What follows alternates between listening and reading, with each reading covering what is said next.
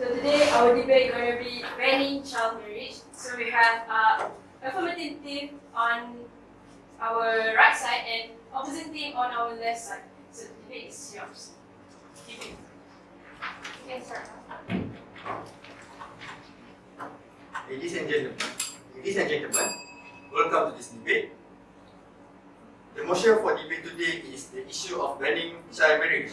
Definition, according to Wikipedia, child marriage is a marriage or similar union, formal or informal, between a child under certain age, typically age 18, and an adult or another child.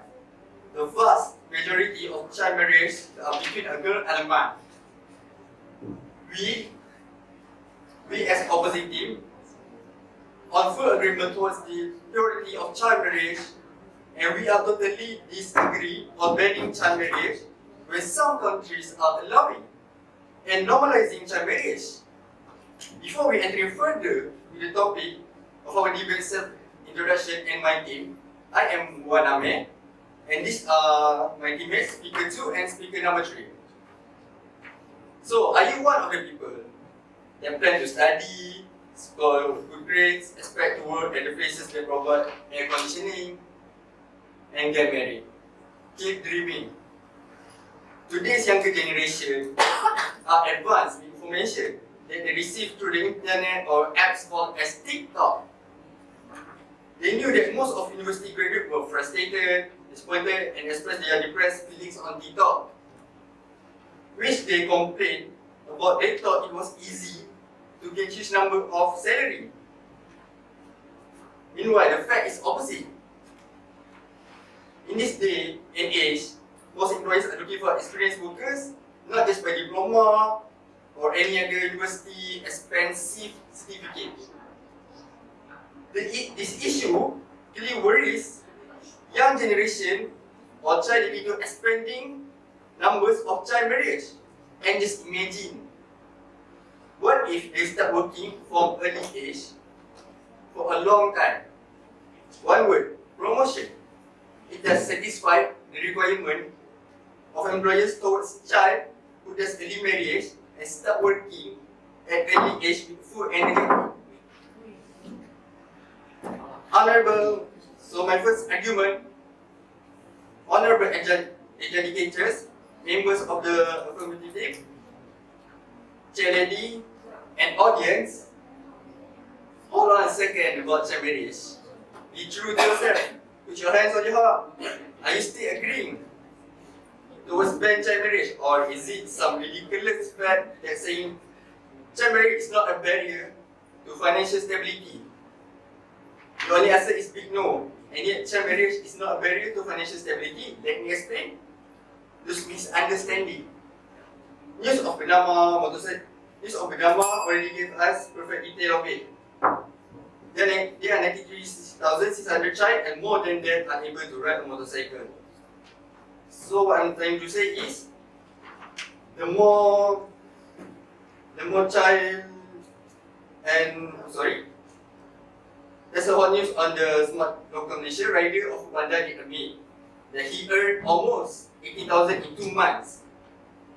Besides that, working at an early age gives you advantage more than people with late marriage do to pursue a college university. Why? Simple. Child simply do not need to loan with the government agency and spend on 10,000 ringgit on education costs. Meanwhile, child marriage financial sometimes are more stable than for those late marriage, since they are working hard at their early age and stabilizing their financial. That's all from me. Thank you.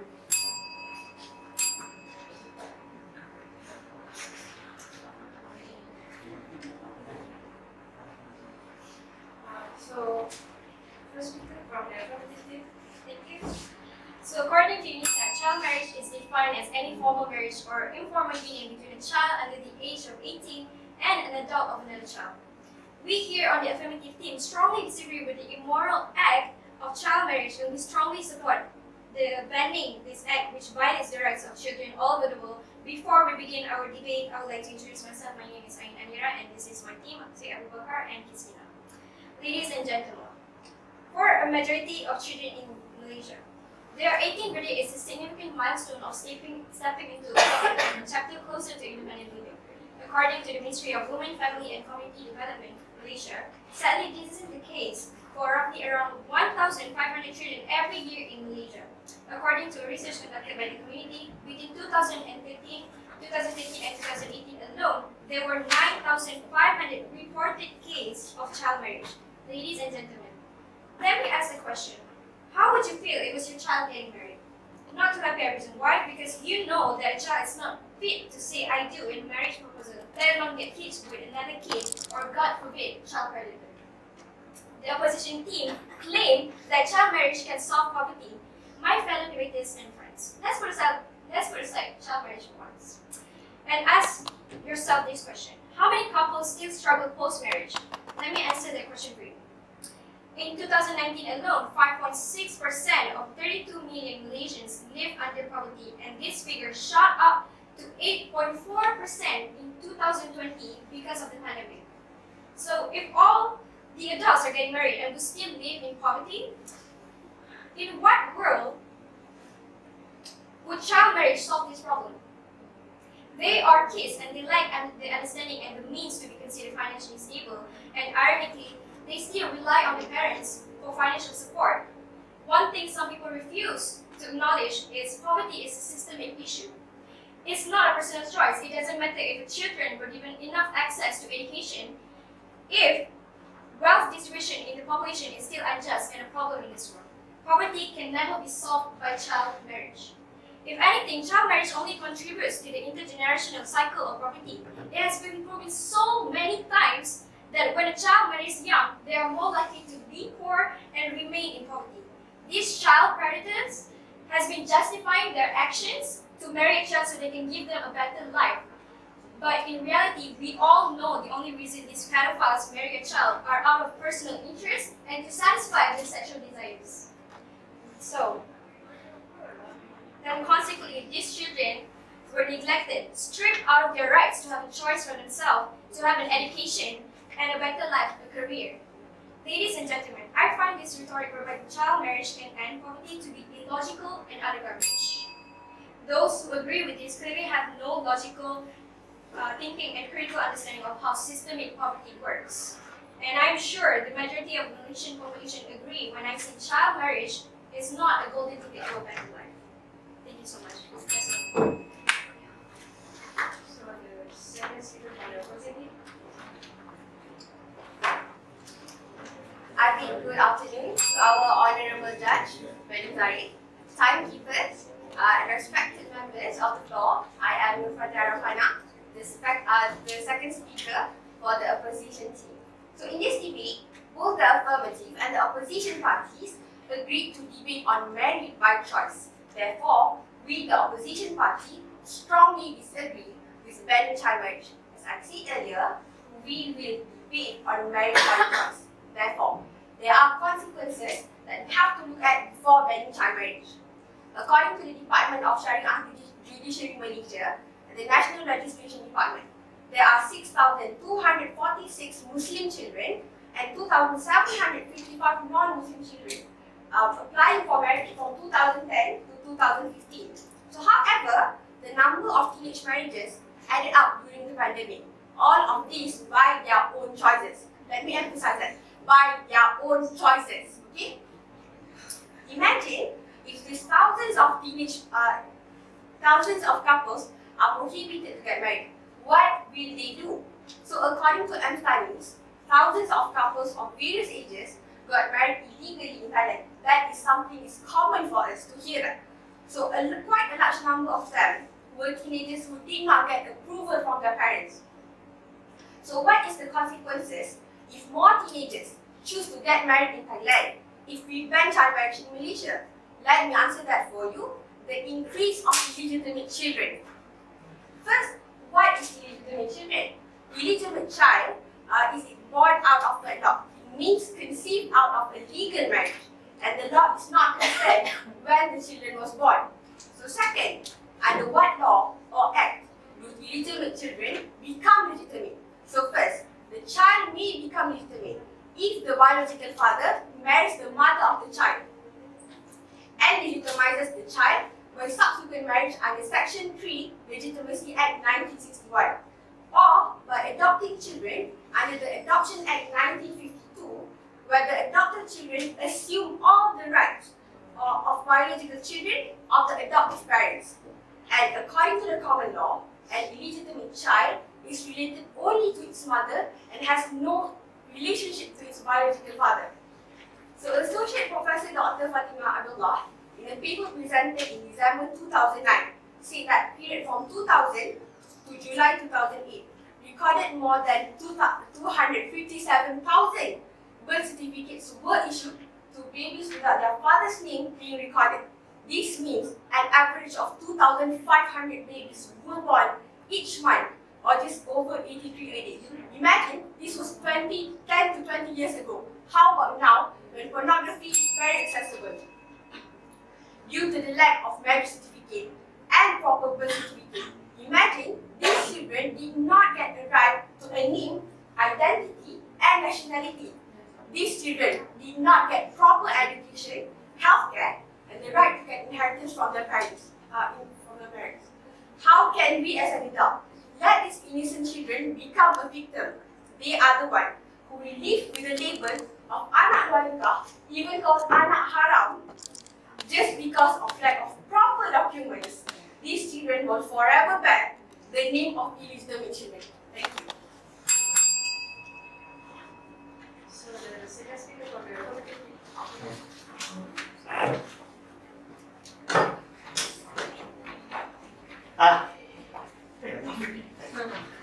What a joke. Married by choice? Everybody here knows majority of the cases of child marriage here are just families spawning off their children so they have one less mouth to feed.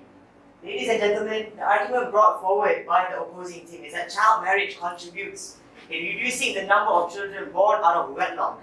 Yes, I agree.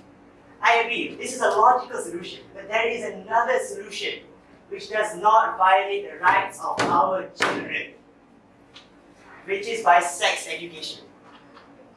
In an article written by the Women's Aid Organization, WAO, sex education will help channel information and teach young people about the responsibilities and consequences related to sex. This will help reduce unwanted pregnancies among young people, which, among other things, create illegitimate children. Even so, it needs to be emphasized that there are various causes of illegitimate children. This includes irresponsible behavior and neglect by the father, negligence on the part of the parents in relation to the registration of the child's birth, or parents feeling threatened by the process of registering the child's birth. The opposing team is delusional if they think that child marriage can curb the number of illegitimate children, as premarital sex only contributes to a small percentage of the number of illegitimate children. It is very important for us to realize that even if the child is born out of wedlock, we should not be discriminating them against on the basis of their legal status. The crucial question that must be asked is whether the right to education, protection, and development of children is violated because of their birth status. If this is a reality, then these obstacles must be removed. Furthermore, according to an interview with the former Deputy Minister of Women, Family and Community Development, Hannah Yeoh, the importance of providing sex education to children is emphasized. According to her, she believes that sex education should be given to children as early as 4 years old by their own parents. This is because age-appropriate sex education will not only prevent teenagers from having sex outside of marriage, but also prevent children from becoming victims of sexual crimes.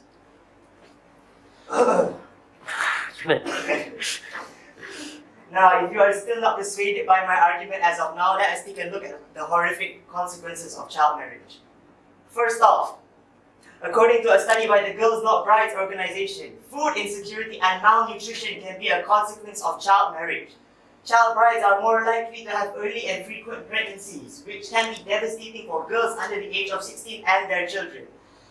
Child brides usually experience higher rates of malnutrition than girls who marry later in life. Babies born to girls under the age of 16 are at a higher risk of dying before their 5th birthday. They are also more likely to have low birth weight, suffer from poor nutrition, and experience a stunt in growth.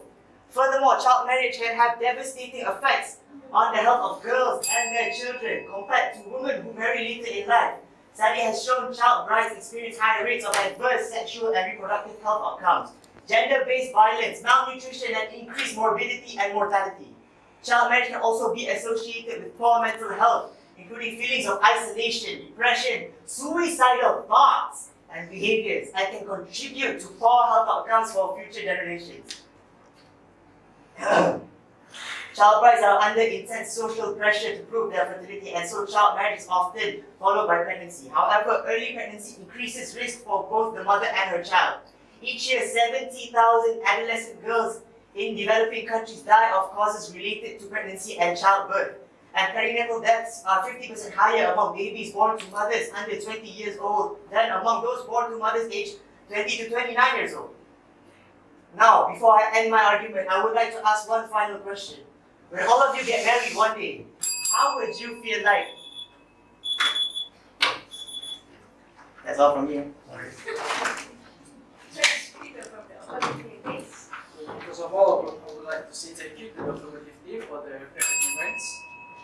First and foremost, I would like to say that I completely disagree with the banning of action in banning child marriage. As the first speaker said, child marriage is not a barrier to the financial stability. But as you can see, financial stability is something very subjective. One can be born with a golden spoon, marry early and have stable income. It's very subjective. You cannot say anything about it. Even if that someone did not born with a wealthy background, if they willing to marry young and agree to all commitments, they will be just fine in finding money to stabilize their income. As quoted by many Islamic figures, marriage is a blessing. If you are mature in mind enough, you should be just fine finding your needs as a married couple together. Next, as the second speaker said, it will discussing the illegitimate child. There are many parents that are only few years different from their child and grew up happily. They can be their personal best friends and take care of them in the same time.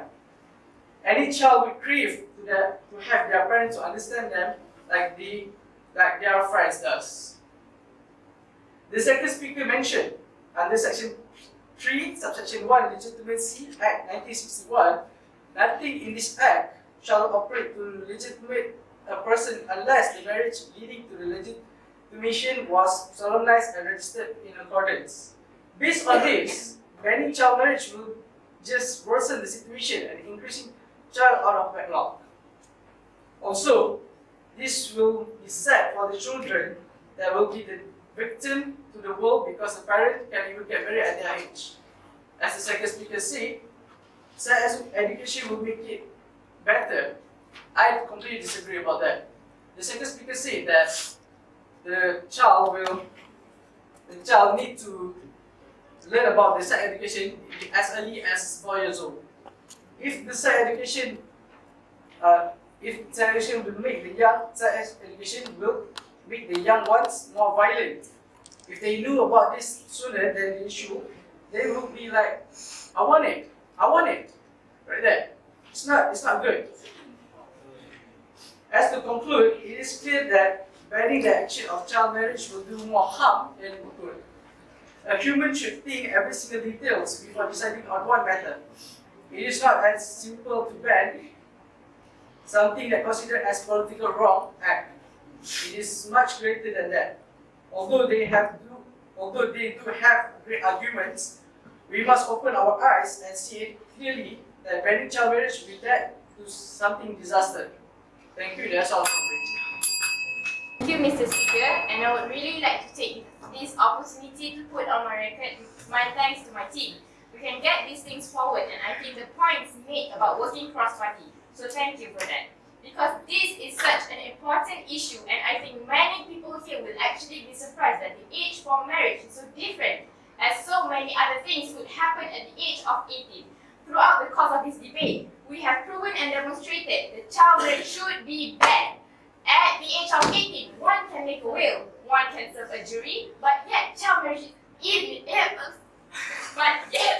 child marriage everything is allowed. It is surprising that marriage is a serious undertaking and one that's not to be ventured into lightly and with increased life expectancy. Besides, Having a family typically have the highest net worth, but there are other factors at play besides just having two adults living together on both families and the individuals who make up those families. For instance, financial strain can affect how well a pair functions, which can make marriages getting worse and becoming unstable. Therefore, financially related marital disputes have been linked to increased emotional discomfort and aggressive behavior between partners. As a student myself, I'm very keen that youngsters spend as long in education, be that vocational or be it formal, to ensure that they actually are able to fully appreciate those later years and enjoy their marriage when they get there. I think it's really important here that the points that were made by the both speakers here today about we cannot tolerate child marriage as it is seen as a form of child abuse. Child marriage robs girls of their childhood, their education, their health, and their freedom. I'm delighted to be able to put my thoughts on record and support this bill today. In more detail, we know that these youngsters who go into marriage at a very young age actually suffer emotionally and mentally, okay? Because they are not ready for marriage and to be committed. For one, they are not fully matured and are not ready to take on the responsibilities. Once a child enters into marriage, this means they will have to leave their education. Early child marriage restricts Early child marriage restricts a child from getting proper education and vocational opportunities. Child marriage also leads to serious physical and mental health problems. Children in child marriage are usually not financially stabilized. How in the world are they able to feed themselves, yet a family of 3 or 4? Marriage comes with a ton of responsibilities. Surely it is only right that we take this opportunity this afternoon to progress this piece of legislation and ensure that actually children are able to fully enjoy their childhoods, and we put an end to this